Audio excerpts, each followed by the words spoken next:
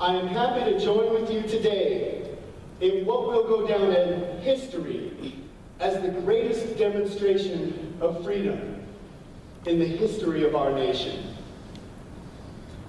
80 years ago, a great American, in whose symbolic shadow we stand today, signed the Emancipation Proclamation.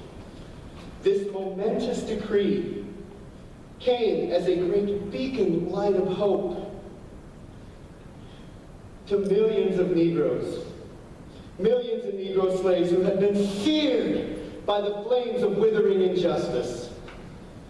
It came as a joyous daybreak to end the long night of their captivity. But 100 years later, the Negro still is not free. 100 years later, the life of the Negro is still sadly crippled by the manacles of segregation and the chains of discrimination. 100 years later, the Negro lives on a lonely island of poverty, in the midst of a vast ocean of material prosperity. 100 years later, the Negro is still languished in the corners of American society and finds himself in exile in his own land. So we have come here today to dramatize a shameful situation. In a sense, we have come to our nation's capital to cash a check. When the architects of our great republic wrote the magnificent words of the Constitution and the Declaration of Independence, they were signing a promissory note to which every American was to fall heir. This note was a promise that all men, yes, black men as well as white men, would be guaranteed the unalienable rights of life, liberty, and the pursuit of happiness. It is obvious today that America has defaulted on this promissory note insofar as her citizens of color are concerned. Instead of honoring this sacred obligation, America has given the Negro people a bad check. A check which has come back marked as insufficient funds. But we refuse to believe that the Bank of Injustice is bankrupt. We refuse to believe that there are insufficient funds in the great vaults of opportunity of this nation. So we have come to cash this check. A check that will demand riches of freedom and the securities of justice. We have come to this hallowed spot to remind America of the fierce urgency of now. This is no time to engage in the luxury of cooling off or take the tranquilizing drug of gradualism. Now is the time to make real the promise of democracy. Now is the time to rise from the dark and desolate valley of segregation to the sunlit path of racial justice. Now is the time to lift our nation from the quicksands of racial injustice to the solid rock of brotherhood. Now is the time to make justice a reality for all of God's children. It would be fatal for the nation to overlook the urgency of this moment. This sweltering summer of the Negro's legitimate discontent will not pass until there is an invigorating autumn of freedom and equality. Those who hope that the Negro needed to blow off some steam and will now be content will have a rude awakening if this nation is to return to business as usual. There will be neither rest nor tranquility in America until the Negro people are granted their citizenship rights. The whirlwinds of revolt will continue to shake the foundation of our nation until the bright days of justice emerge. But there is something that I must say to my people who stand on the warm threshold which leads into the palace of justice. In this process of gaining our rightful place, we must not be guilty of wrongful deeds. Let us not seek to satisfy our thirst for freedom by drinking from the cup of bitterness and hatred. We must forever conduct our struggle on a plane of dignity and discipline. We must not allow our creative protests to degenerate into physical violence. Again and again, we must rise to the majestic heights of meeting physical force with soul force.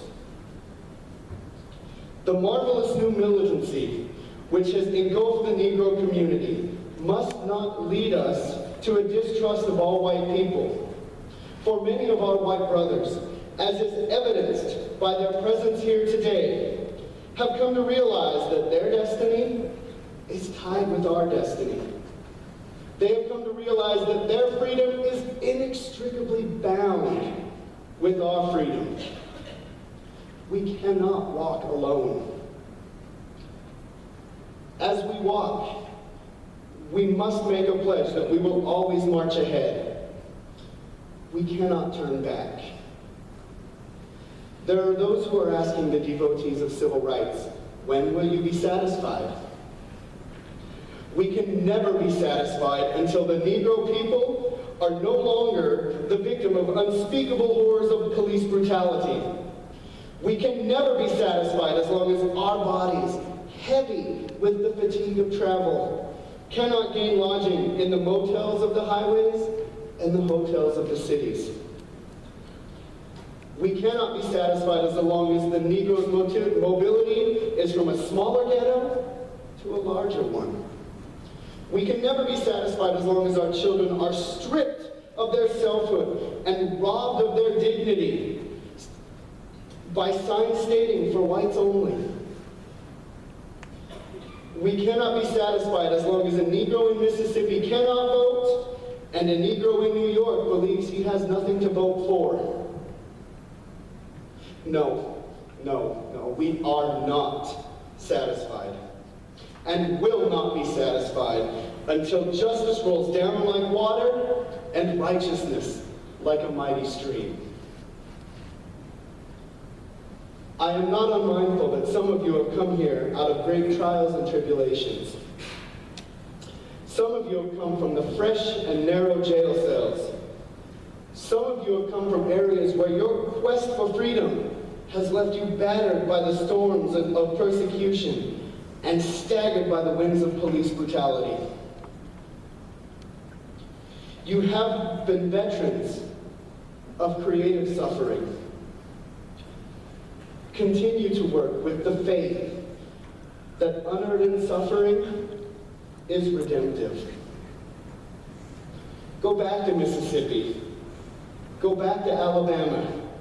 Go back to South Carolina. Go back to Georgia. Go back to Louisiana. Go back to the slums and the ghettos of the northern cities, knowing that somehow this situation can and will be changed. Let us not wallow in the valley of despair.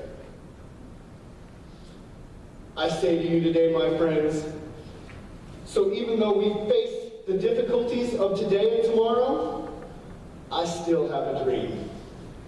It is a dream deeply rooted in the American dream. I have a dream that one day this nation will rise up and live out the true meaning of its creed. We hold these truths to be self-evident, that all men are created equal. I have a dream that one day on the red hills of Georgia, the sons of former slaves and the sons of former slave owners will be able to join hands together at the table of brotherhood. I have a dream that one day, even the state of Mississippi, a state sweltering with the heat of injustice, sweltering with the heat of oppression, will be transformed into an oasis of freedom and justice. I have a dream that one day, my 4 little children will one day live in a nation where they are not judged by the color of their skin, but by the content of their character. I have a dream today. I have a dream that one day, down in Alabama, with its vicious racists, with its governor whose lips are dripping with words of interposition and nullification, one day, right there in Alabama, little black boys and black girls will be able to join hands with little white boys and white girls as sisters and brothers. I have a dream today. I have a dream that one day every valley shall be exalted and every mountain shall be made low. The rough places will be made plain and the crooked places will be made straight, and the glory of the Lord shall be revealed, and all flesh shall see it together. This is our hope. This is the faith that I go back to the South with. With this faith, we will be able to hew out of a mountain of despair a stone of hope. With this faith, we will be able to transform the jangling discords of our nation into a beautiful symphony of brotherhood. With this faith, we will be able to work together, to pray together, to struggle together, to go to jail together, knowing that one day we will be free. This will be the day when all of God's children will be able to sing with new meaning, "My country, 'tis of thee, sweet lands of liberty, of thee I sing. Land where my fathers died, land of the pilgrim's pride, from every mountainside, let freedom ring." And if America is to be a great nation, this must become true. So let freedom ring from the prestigious hilltops of New Hampshire. Let freedom ring from the mighty mountains of New York. Let freedom ring from the hiking Alleghenies of Pennsylvania. Let freedom ring from the snow-capped Rockies of Colorado. Let freedom ring from the curvaceous slopes of California. But not only that, let freedom ring from the Stone Mountains of Georgia. Let freedom ring from Lookout Mountain of Tennessee. Let freedom ring from every hill and molehill of Mississippi, from every mountainside. Let freedom ring. And when this happens, when we allow freedom to ring, when we let it ring from every village and every hamlet, from every state and every city, we will speed up that day when all of God's children, black men and white men, Jews and Gentiles, Protestants and Catholics, will be able to join hands and sing in the words of the old Negro spiritual, "Free at last, free at last. Thank God Almighty, we are free at last."